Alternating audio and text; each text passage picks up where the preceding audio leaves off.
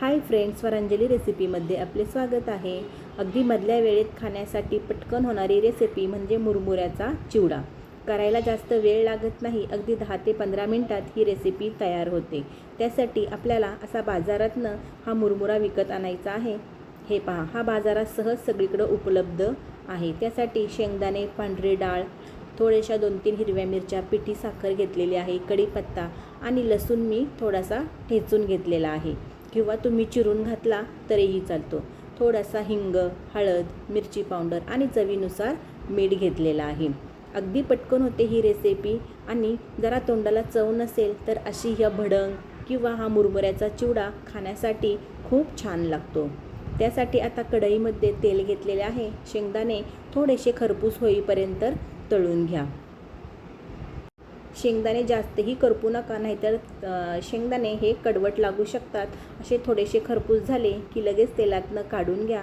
त्याच तेलामध्ये ही पांढरी डाळ ही छान खरपूस होईपर्यंत परतून घ्या। थोडीशी गुलाबी झाली की लगेच तिला काढून घ्या।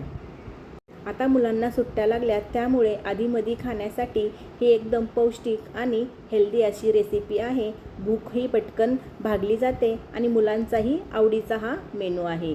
आता त्याच तेलामध्ये थोडेसे मी लसूण ठेचून घेतलेला तो भाजून घेतलेला आहे। त्यात हिरवी मिरची घातलेली आहे, तीही तळून घ्या आणि लगेचच काढून घ्या। आता पुन्हा त्याच तेलामध्ये आपल्याला ही बाकीची फोडणी तयार करून घ्यायची आहे। आता मी यात कढीपत्ता घातलेला आहे, तोही थोडासा कडक होईपर्यंत तळून घ्या। थोडंसं तेल आता मी यात पुन्हा टाकलेलं आहे। आता यात आपल्याला मसाले टाकायचे आहे। आता इथे पटकन असं हे सगळं मिक्स करून घ्या। गॅस बंद करा आणि या मुरमुऱ्यांमध्ये हे सगळं मिक्स करून घ्या। थोडेसे थंड झाले की हे सगळे पदार्थ आपण जे तळून घेतले होते ते यात टाकून घ्या आणि आपल्याला हे सगळं हाताने चोळून घ्यायचं आहे।